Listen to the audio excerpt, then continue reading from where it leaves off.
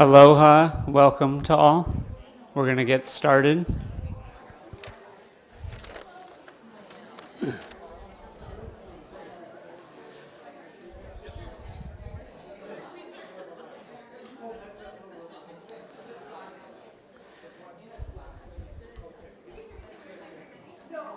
Greetings, folks. My name is Colehour Bondera, and I'm going to trying to help moderate this session. Quick introduction about myself. I'm a small-scale organic farmer in the state of Hawaii. I did serve 5 years on the National Organic Standards Board. I know that there's a few of us around here that are aware of that, but it is the truth. And I do serve on the Beyond Pesticides Board of Directors. So I will be introducing, from a logistical process, I'll be introducing each of the speakers before they come up to this session, which is adopting organic land management practices and questioning invasives.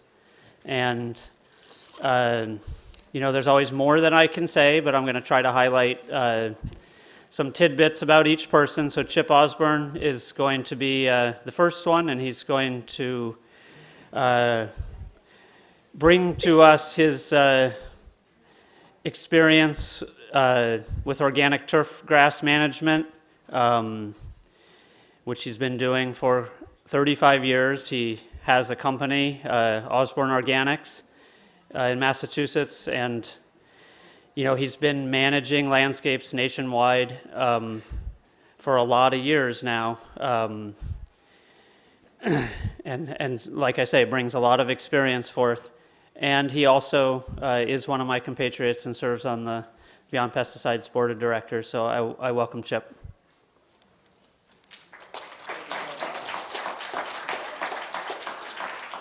Well, good afternoon. Now we're going to come to the practical application side of the day. We've heard the science about why we should choose to manage with alternative strategies or organically. We've heard the science of the soil and the biological life and how that's critically important. And my goal here in 15 or 20 minutes is to give a high-level overview of how this all, translates to a managed landscape. As you heard, professional horticulturist for over 40 years, actually. In the first 20 years of my career, I was a pesticide applicator. I was a commercial greenhouse grower, a retail florist, nurseryman, and that's all I was taught in the early 1970s. And around the mid-1990s, I realized that I was on this treadmill that was really getting me nowhere, and put it all aside and converted part of my greenhouse range to certified organic, and at the same time switched my horticultural specialty to the landscape, because it's still known that the largest use and misuse of pesticides is in the landscape.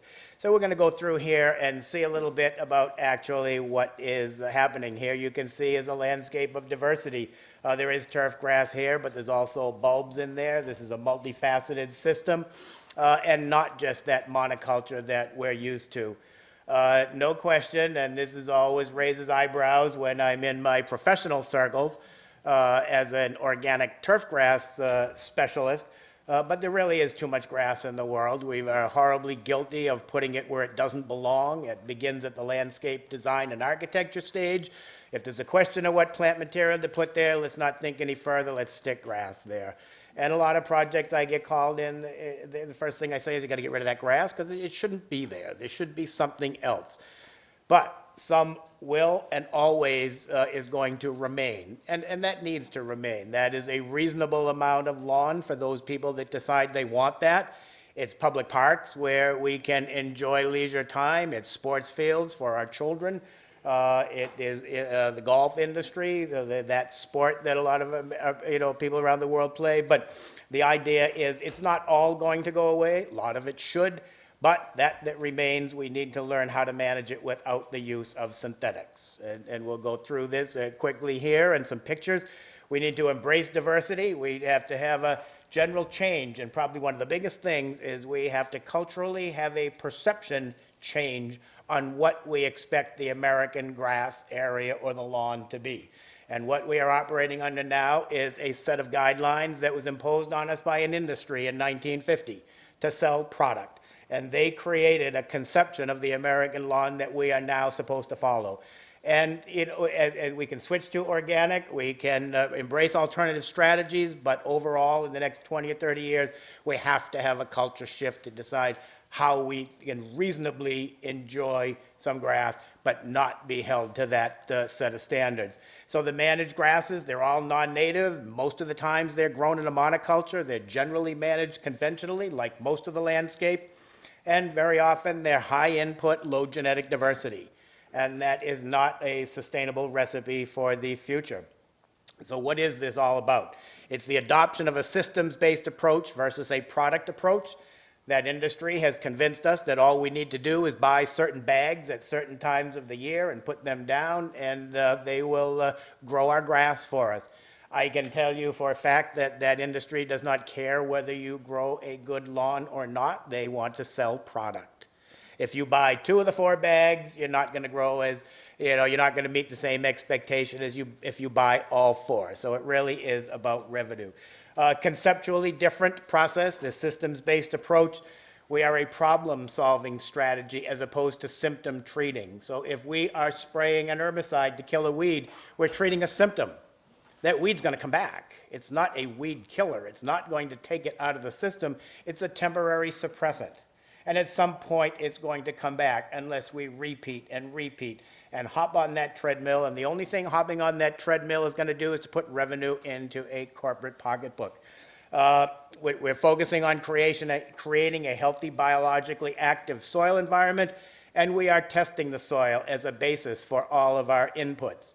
Conventional land management, synthetic fertilizers, chemical pesticides, quick fix, product-centric approach, prophylactic use of pesticides, meaning just put some down just in case. We might have a grub, so put chemicals down early in the season so that we don't have them. It's a symptom treating strategy and preventative applications which do not fall under an integrated pest management program. There is nothing in integrated pest management that talks about putting a pesticide down before you have an identified problem. Natural land management, natural organic products, soil testing is a basis for all of our inputs. We look for long-term benefit from the product, not just what it's going to do next week or next month, but what will it do for me in the following years.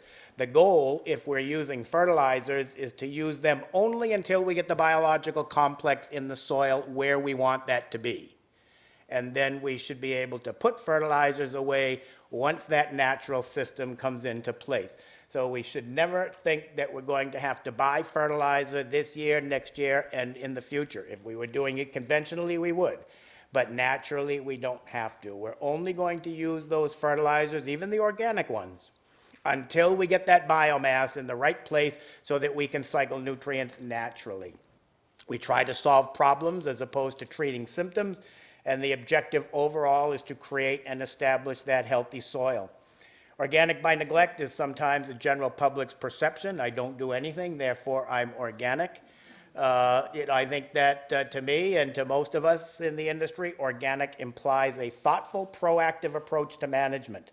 A good definition for me is simply putting a series of preventative steps in place so that problems don't get out of control. And that's really what we're doing when we manage a natural system.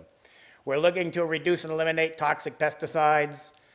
We've heard about human health. We've heard about the pollinator issue. We're looking to reduce and eliminate synthetic fertilizers, absolutely reducing product input of all kind over time because we want landscapes to get better and healthier. We're not going to, you've had the pesticide 101. We all know why we're here, what the issues are. But I think we all know now that public perception is changing, and that's why we can begin to be effective as we reach out to the general public.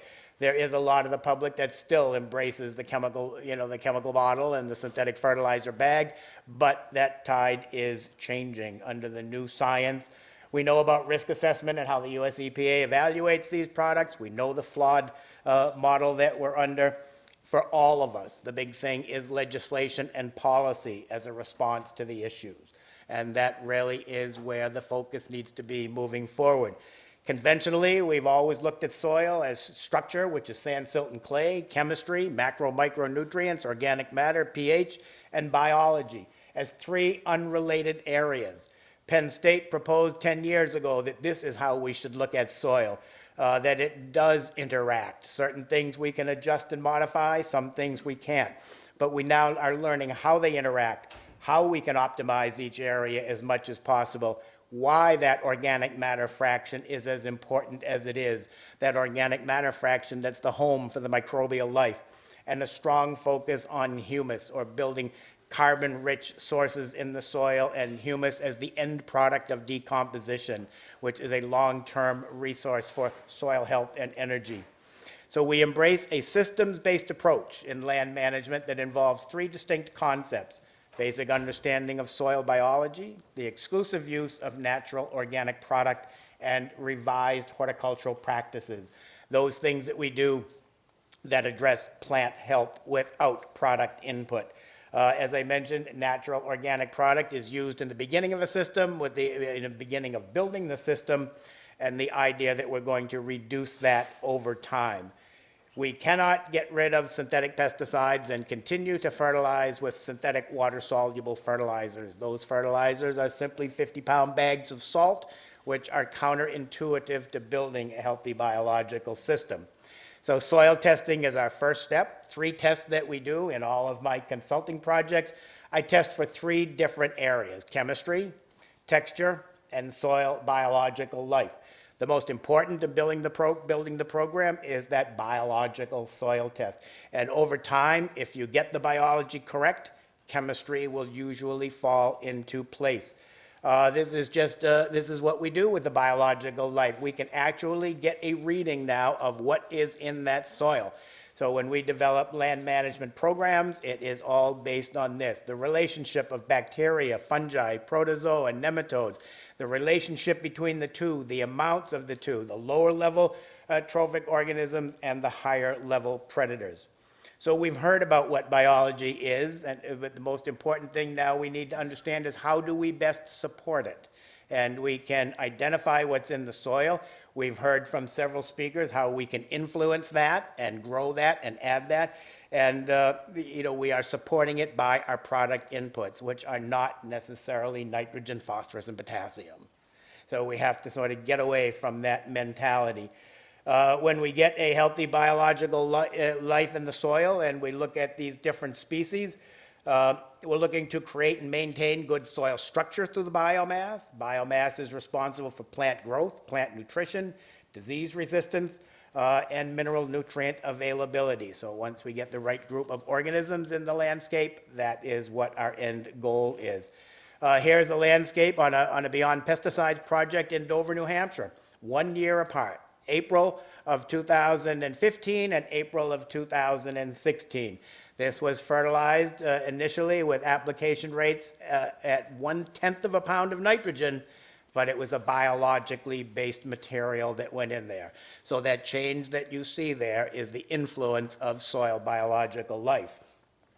Natural organic system does not rely on synthetic inputs for nutrition or pest control, because the focus is on the creation and maintaining that healthy and balanced soil environment. These are all different pictures of systems that I'm currently working on around the country, all biologically based, all different systems. This one is a very interesting project in that we took biological soil tests from 35 outside shopping districts in Southern California, looked at what was missing for biology, went to a scientist who created a recipe specifically for those properties, and the next year, that's what the focus of that program will be: introducing and balancing the right microbes. All different systems: college campus in the Northeast, University Hospital, another Beyond Pesticides project in Cleveland Circle in Cleveland, Ohio. This is now going into its 3rd year of organic transition. A residential property, another Beyond Pesticides project with the National Park Service, President and Mrs. Hoover's gravesite, one of the first ones that we did in West Branch, Iowa, the playing field that our kids play on, and horse pasture. So all of these are being managed naturally, all very different landscapes, but all being treated with a systems-based approach. The most important thing, when somebody buys a bag of fertilizer, there's no plant food in that fertilizer. We've been misled in that we buy lawn food or plant food or houseplant food. No food whatsoever. Nitrogen, phosphorus, and potassium are simply raw materials that act as catalysts. Catalysts in certain physiological processes of the plant, and in this case, nitrogen makes chlorophyll density increase so that the blade of grass gets a little greener. Chlorophyll is the green.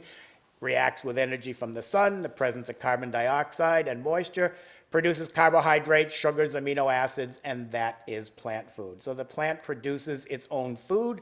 Healthy plants put as much as 80% of the energy they produce into the root, and half of that energy is released into the soil as an exudate that you heard about. The carbohydrates, sugars, and proteins feed the mycorrhizal and other fungal organisms that exist in the soil, and they colonize to make use of these exudates. And as they do that, they're creating that protective shield.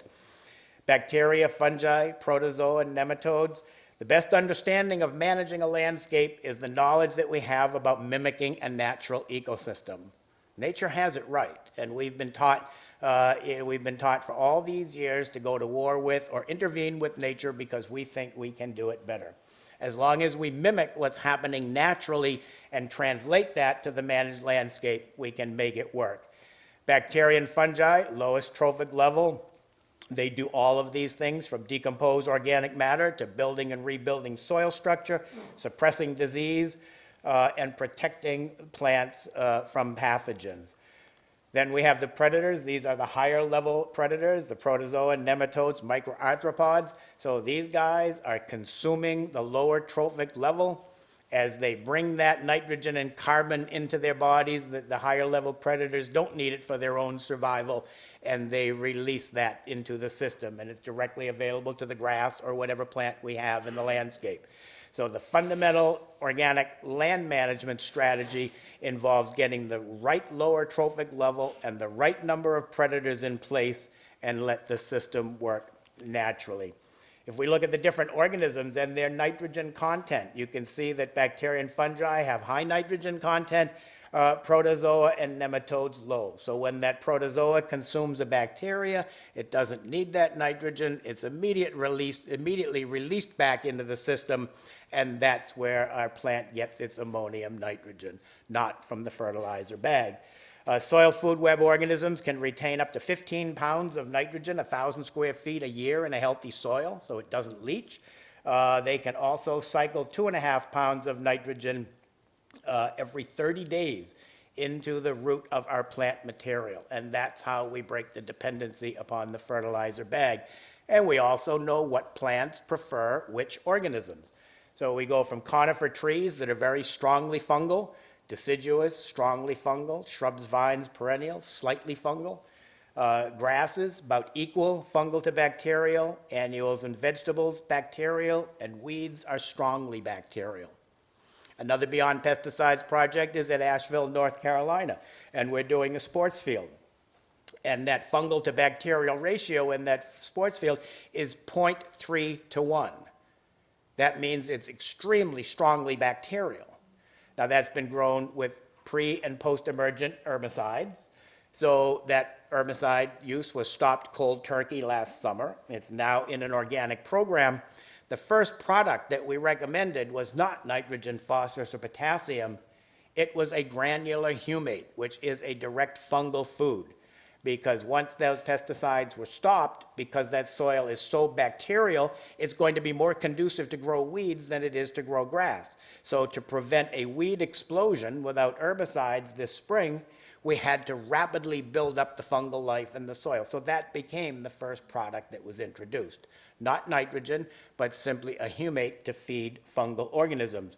So when you look at this kind of an association, if we have it stands to reason that if you have a plant that's growing in the wrong type of a biological soil, you're going to have problems with it. So if a tree grows in a bacterial soil, it's not going to be as healthy as a tree that grows in a fungal-based soil.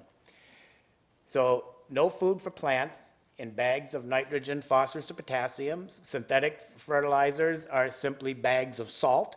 Organic fertilizers derive their nutrients from natural minerals, organic matter, grains and animal byproducts. But even those fertilizers are generally used in the beginning of a program, and the idea that maybe we'll always use a little bit of it, but the idea that it will reduce over time. The concept moving forward is less is more, that we're doing things now at rates regularly at as low as 1/10 of a pound of nitrogen, but combining that with other materials, we put molasses in there because molasses is a direct bacterial food. The humates are fungal food. Kelp. Fish hydrolysates, they have come up now with a fish hydrolysate that they've taken the odor out of it. So we're able to use that, in a landscape without it being offensive. All of this is done at extremely low rates. Some of these rates are as low as 1 or 2 quarts of material per acre. So that really is the concept moving forward. Organic IPM, integrated pest management, in many cases in the landscape can be increased pesticide management. It has not done what it is intended to do. There's a big difference between structural IPM and landscape IPM. And many universities, cooperative extensions recommend pre-emergent herbicides to keep crabgrass out of the turf system, but there's nothing in the concept of IPM that embraces that. So now what we have is an industry definition of IPM, not the gold standard definition of IPM that was created back in the mid to late 1980s, but we have the concept of an IPM toolbox. And I have extension agent friends that agree with me with that the industry has created this toolbox definition, and all of the good strategies of integrated pest management are in there: the scouting, the monitoring, the adopting of threshold levels, record keeping, trying cultural practices to solve the problem, and then reaching for the least toxic pesticide. So that is all traditional gold standard IPM as it was originally developed. All that is now in a toolbox. And the industry will tell us that if we can quickly, easily, efficiently, and in the most cost-effective manner solve the problem or treat the symptom by taking the pesticides as the first tool out of the box instead of the last tool out of the box, that's what we should do. And that's not what it's all about. That is back to just selling the product. So I have sort of coined and identified the concept of organic integrated pest management, which retains all of that gold standard non-chemical strategies.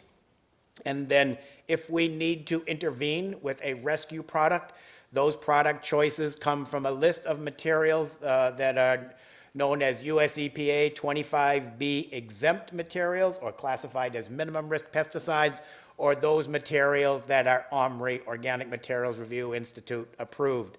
Beyond Pesticides, staff has put together this incredible list now. For the first time, we have the one list all in one place of all the materials that are allowed or should be allowed in natural land management. The idea that it can be done is very real. In the workshop this afternoon, basically I'm going to show 15 or 20 pictures of case studies of projects where we started out with horrible situations and ended up exceeding expectations, or started out with situations where there was tremendous herbicide use, 100% weed-free monoculture on sports fields, and a year and a half later, it stayed that way, that we didn't have a weed infestation or a disease infestation. And that's what the industry tells us, that if in land management, if you stop pesticides, if you stop synthetic fertilizers, the system is going to fall apart, or they don't even call it a system. That that grass is going to fall apart, weeds are going to come in, disease is going to come in, and it will be ruined. It doesn't. It works, and we have to go forward, make policy in cities and towns all over the country to mandate natural management, because we want the landscape to get better, and we want to protect the health of our children and the rest of the world. Thank you.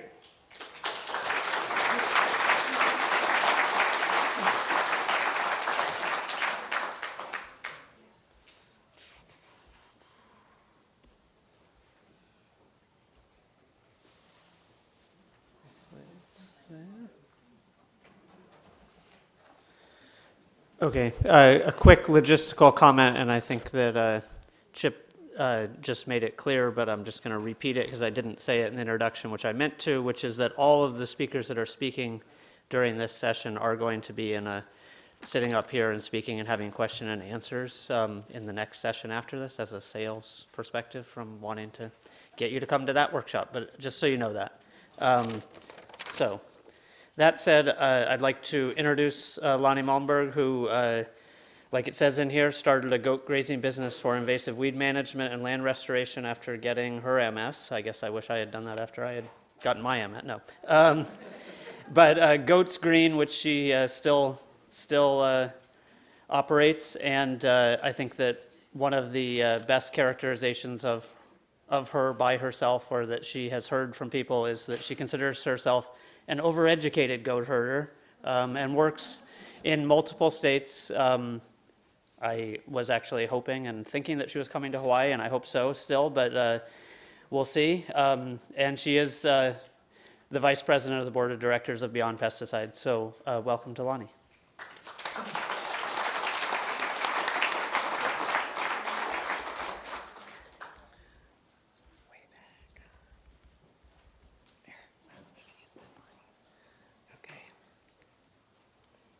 Well, thank you, and very happy to be here. So, as he said, that's who I am. And I grew up a cattle rancher, and my grandfather immigrated from Sweden and Norway. I always call myself a Viking warrior. He immigrated, and the Malmbergs were the wild cowboys.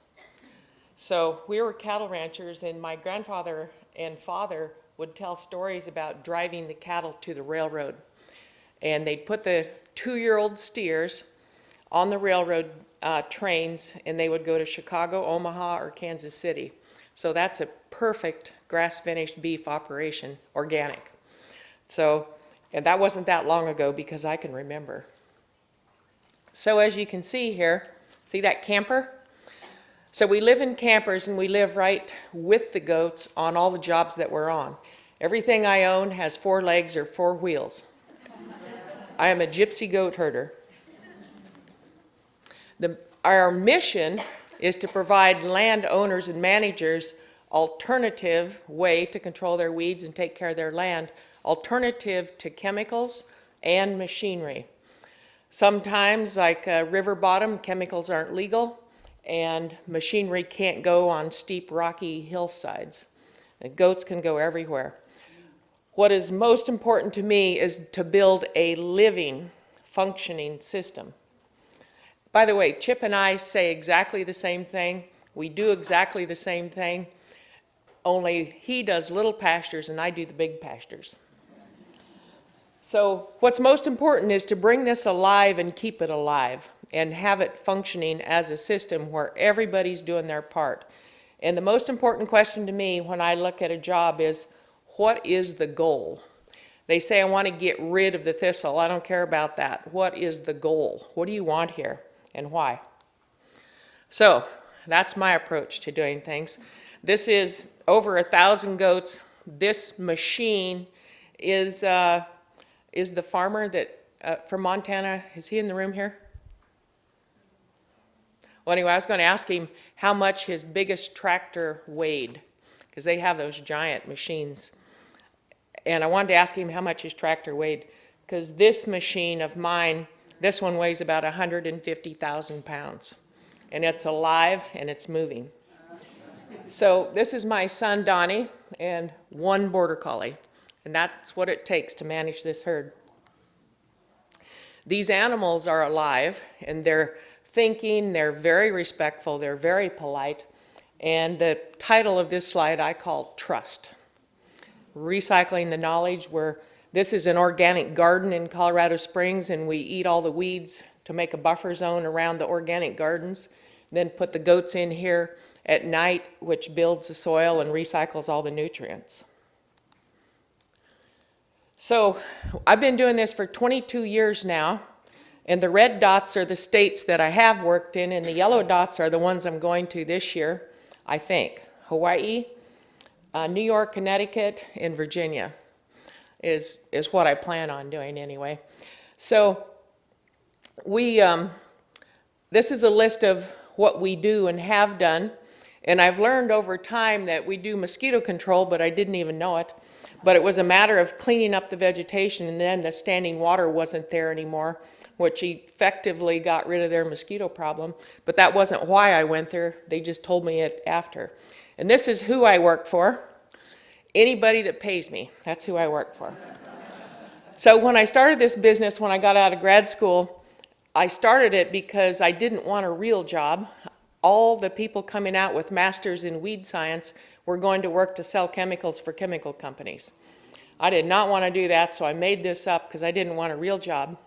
And my reason was to keep my values with me, which was work outside, work with animals, and keep my children with me.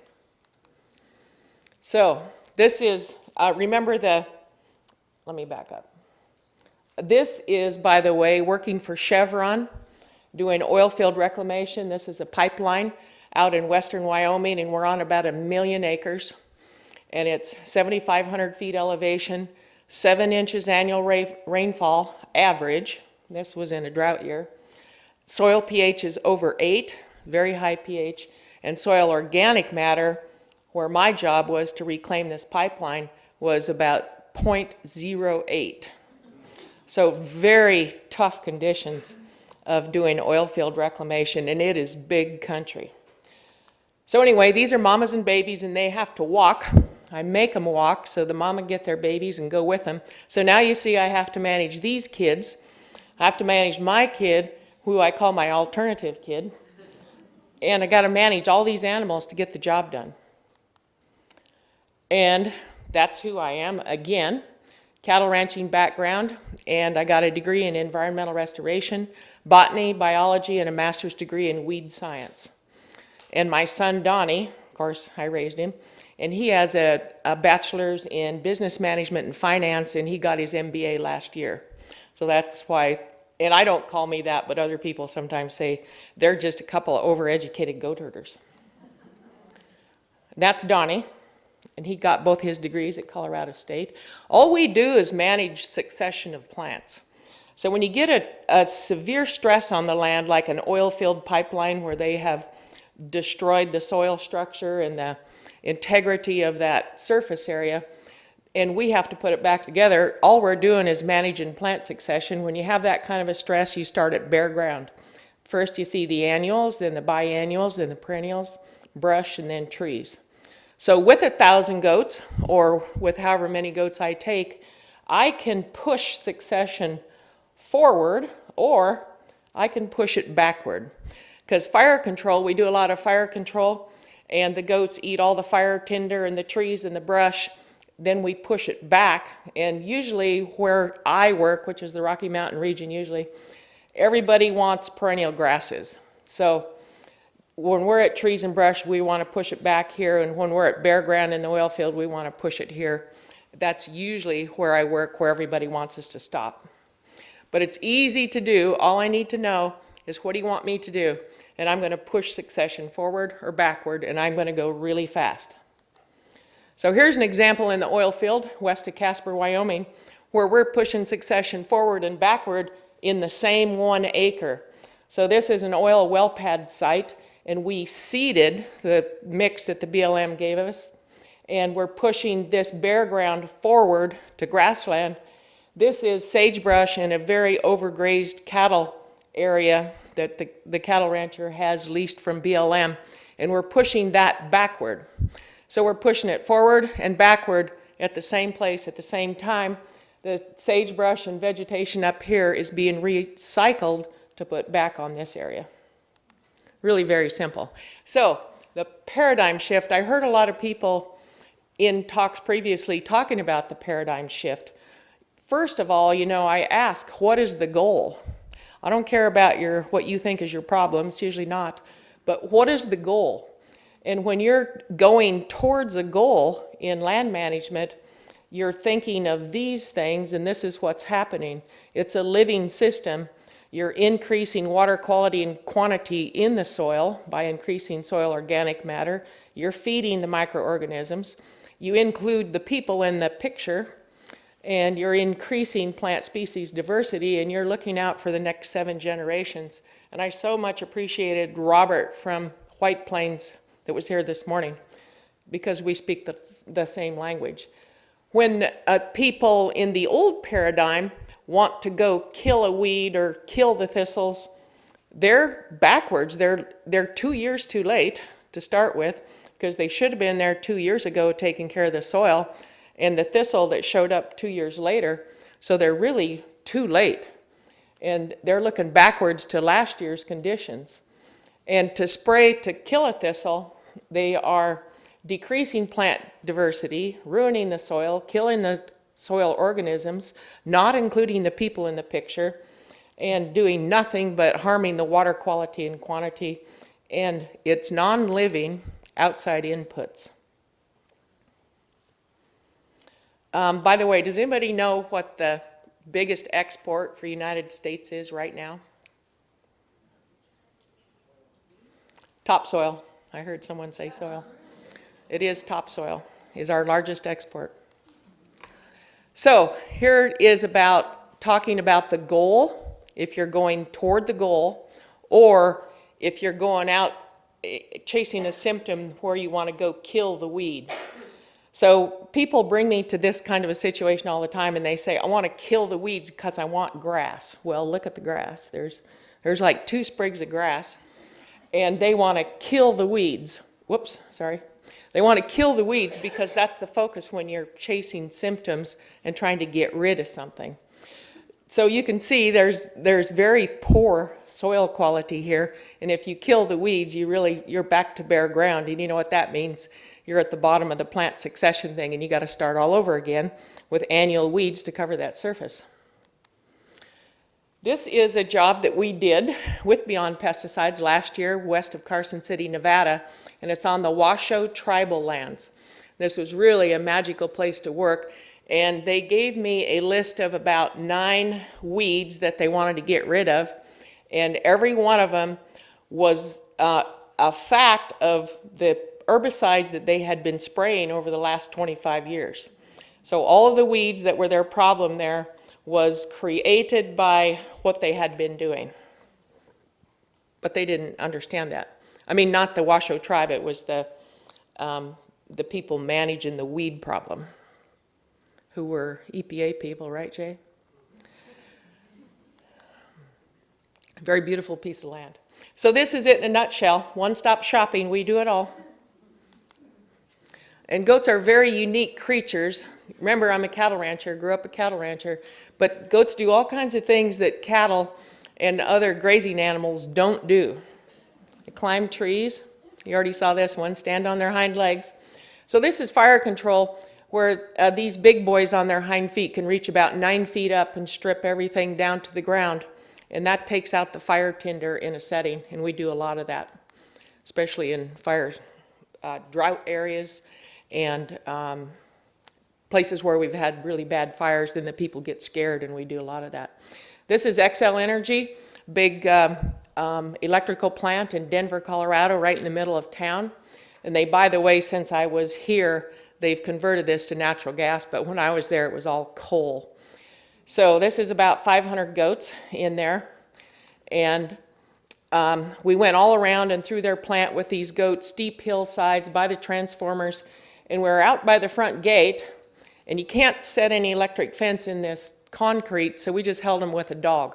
One good dog is the key to our entire operation. This is the scales where the trucks went over and out the front gate, and my boss came out and said, will you go graze the weeds around our water holding ponds over under Interstate 25? And I said, sure. He said, you going to truck them over there? And I said, no, I'm going to run them. I'm going to run them down the street. And he said, well, we're all over in the office betting. We're taking bets that you'll be in jail by 5 o'clock. So remember, I'm from the Wild West, and I didn't think of that. So I called the cops, and I told them I was going at 4 o'clock, so it would be on dispatch record that I said I was going before I got arrested. Anyway, they sent a squad car and flagged us through the stoplight. But one guy, one dog, this is Zippy, And, you know, we can just go anywhere and do anything, but these dogs are magic and they run the show. Of course.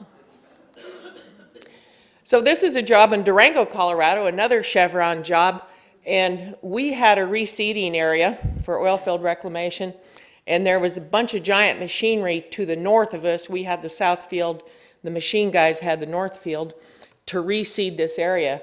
I asked the machine guys how much this machine weighed, and he told me 80,000 pounds. And again, mine was 150,000 pounds of living, moving, playing, great energy. This is a job in Nebraska. I spent the winter of 2012-013 in Nebraska, and the job there was eastern red cedar trees, wild marijuana, and musk thistle. So a lot of the trouble there was caused by cattle grazing, and cattle just like to walk single file. These are walking single file through a GMO cornfield on their way to a feedlot. And the cattle trails of them walking single file caused this huge erosion problems. So here was a head cut. So the cattle trail had come down, you know, through here, and over the years, then the water starts running through there and makes these horrific head cuts and erosion. And this is that topsoil going off the continent as our export. So we decided that we would set some panels here and use this for a night set to work on this erosion. So we put them in, and this is night number 1. That's Sally, the guard dog. This is night number 1. Night number 2, night number 3. And this was an accident. We couldn't get the post out of the ground because it was 30 below zero. And that's why we left them there longer and got this great effect. I don't think I can do this, can I, Carla? Okay. So I just wanted to have this video clip, but we're trying to figure out how to get it in the slideshow, of how these goats move as opposed to other grazing animals and livestock, just to show you the movement. And I want you to keep in mind, this is a living machine. So all the things all these other speakers have talked about, uh-oh, can't do it. Let's see. That's okay, I'll just go on, okay? I think I can get it one more try. Okay. We might be able to get it for the workshop. Okay, I'll just keep going on. Anyway, it was a video. This is in Denver, Colorado. Uh-oh. Sorry, guys. I just have like a half a minute left. Darn it, I wanted to show you that. It's a whole herd of mamas and babies going off a cliff, because goats are so athletic that they can do that, and we're just going to water and they're all jumping off a cliff, which is how I make that erosion, how I mitigate erosion on the horrific head cuts in the 90-degree banks, is by moving that 100,000 pounds perpendicular to the erosion signs. Again, goats are exactly opposite to horses and cattle. Goats are browsers. Horse and cattle are grazers. They eat all grass. Sheep are about right in the middle, but they're not near as tough as goats are. And this is in Denver at a library where all the people come to see us, and they love the goats. I heard in a lot of talks that we need to connect. We need to reconnect the people back to the land, back to living things. And these people love when we take the goats to the middle of the city. The people in the wheelchairs could come by and stay right there and see them, and see all these children holding the baby goats. I had these bottle orphans, which is such a nightmare, but I had 12 bottle orphans, and then I would let these children come by and give them a bottle and let them feed the babies their bottle, which they loved. And this is about balancing art and science. When you do a job like that, you're balancing art and science. So the parents and the grandparents would bring their kids, and every kid had a bottle bum. And so I thought, well, let's just make some better energy out of this. I'm going to have a race on the sidewalk and let the children feed the kids a bottle and then see if they could outrun them. Because anyone who has fed bottle orphans, you know how they are. So I set this up. Now I'm hoping this will go. Oh, it's not going to go either, Carla. Well, this is a little video of the children trying to outrun the goats, and I have no idea why it's not going, but okay, oh well. Anyway, the key to the operation is a good border collie. Thank you very much.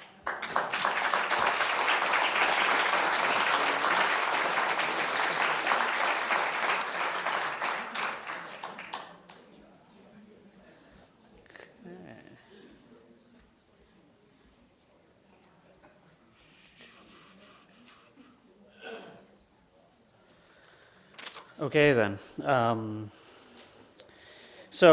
Our last speaker is Dr. Mark Davis, who is DeWitt Wallace Professor of Biology at Macalester.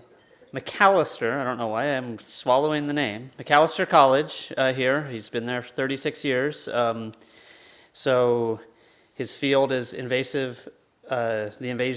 field of invasion biology, and he, in fact, it's not in your handout there, but he's the author of a book, Invasion Biology, 2009, and in 2011 he, an article in Nature critical of that subject area titled Don't Judge Species on Their Origins. So I think, welcome to Dr. Mark Davis. Thank you.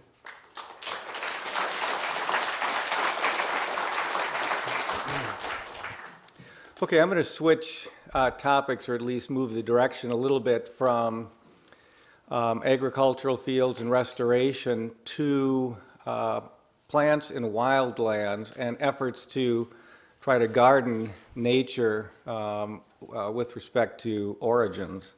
And if you've read any of my readings, you'll know that I've been very, very critical of the academic field of invasion biology.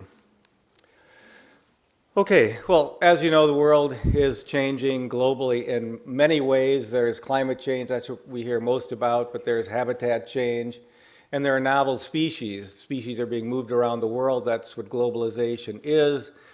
Culturally, globalization is moving people and cultures around, but there's a globalization with respect to plants and animals as well. Now, people that have studied how people respond to very rapid change, whether it's usually rapid cultural change, have concluded that a natural human response is to become nostalgic for the past, because things are changing so fast, the future's uncertain, the past we knew, we're more comfortable with, and so there's a natural development of nostalgia. There are a couple of different kinds of nostalgia, though. There's a type called restorative nostalgia, and this is guided by two main plots you can think of. One is the desire to return to the way it used to be, and the belief that home is under siege, requiring defense against the enemy. It's not difficult to see how this kind of nostalgia is present in the world and our country today. This was proposed by a woman who was an artist, a humanist, by the name of Svetlana Boym, and she wrote a book on this with an interesting title, The Future of Nostalgia. She contrasted that restorative nostalgia to a kind of nostalgia she called reflective nostalgia. And this was a nostalgia that didn't pretend that things weren't changing rapidly, but instead of this sort of knee-jerk reaction of wanting to return to the way things used to be, one reflects on the past for inspiration and guidance regarding the new set of conditions, but the goal is not to recreate the past. So the goal of restorative nostalgia is to resist change and to try to reestablish the past. That's that's by definition a conservative approach. Conserve the way things used to be. Try not to let things change because we don't know what's going to happen.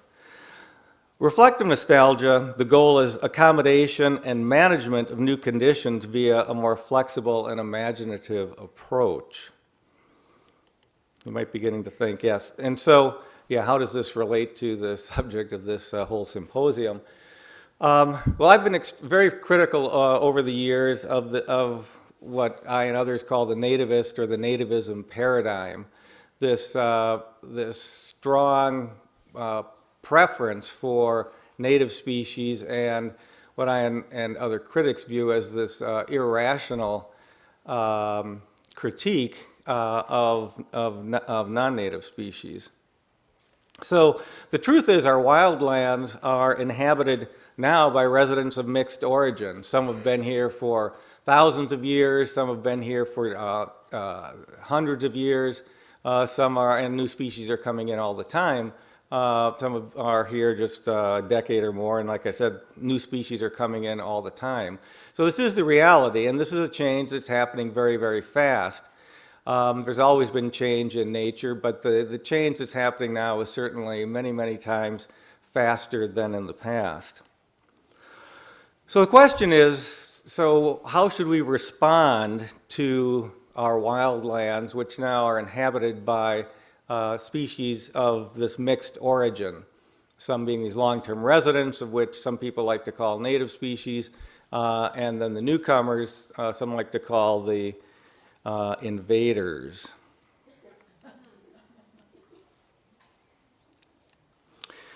Well, how you respond depends upon which narrative you're being guided by. Are you being guided by restorative nostalgia, or are you being guided by reflective nostalgia? This has been the typical response to non-native plant species in wild lands, and that's to declare war on them. Yeah, this militaristic approach has really been a part of invasion biology and the nativism paradigm since it really began to develop in its current form in the early 80s. Yeah, so this is, as you can see, I'll just read it according to this, massing people to arms, basically. You can look at the language. One of the world's most evil weeds has invaded Marion County and begun devouring our landscape. We must band together to fight this menace. I mean, this is a kind of ecological fundamentalism, frankly. Here's another one. Yeah, this typical reaction, declare war, as that billboard says. We declare war on lots of stuff, war on poverty, war on drugs. It usually means a gargantuan amount of money will be spent, and unfortunately, and too often, not much progress has really been done. This nativism paradigm has pervaded restoration ecology and conservation, not only in this country but around the world, but especially in a couple of places like the U.S., New Zealand, and Australia probably are the places where it's been strongest. So these are some quotes from the web pages of the Society for Ecological Restoration and the U.S. Fish and Wildlife Service, back 17 to 20 plus years ago. And this is clearly coming from that restorative mindset. The new stuff is bad. We have to return to the way the things were in the past. Ideal restoration project should consist entirely of indigenous species. They're good. The new species, the invaders as they were called and are still called, bad. U.S. Fish and Wildlife Service personnel work to promote restoration using native species. Here's just another one. The control of, that's another term, exotic species should be an integral program or integral component of all restoration projects and programs. This is a really remarkable quote here. Conservation biologists should be as proficient at eradicating exotic species as they are at saving endangered species. This is really hardcore nativism being applied to the wildlands.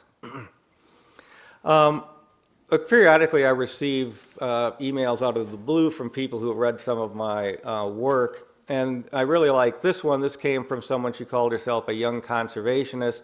She's just a couple years out of college. And she said she appreciated my, what she called, refreshing take on the subject of non-native species.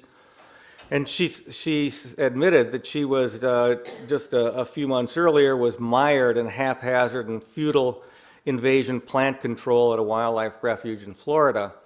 And I've had my own students go on, and, you know, unfortunately, some of the only places, if they want to work in the area of conservation, are in these efforts to garden nature, as I call it, and try to eradicate non-native species. And they know what they're doing really doesn't make sense, but they are out there in uniform, with their backpacks on, you know, spraying these non-native species, which they know is not going to work at all, or at least not very well, and with other implications. So this whole symposium, of course, is on the use of pesticides, and this is a sort of slide you're very familiar with. For a long time, we were well aware of the pesticide resistance occurring in arthropods. It's also happening in plants. And I think one of the things that anyone in this field needs to know, of course, I'm talking completely to the congregation here, but this is what I try to challenge people who are not in the congregation.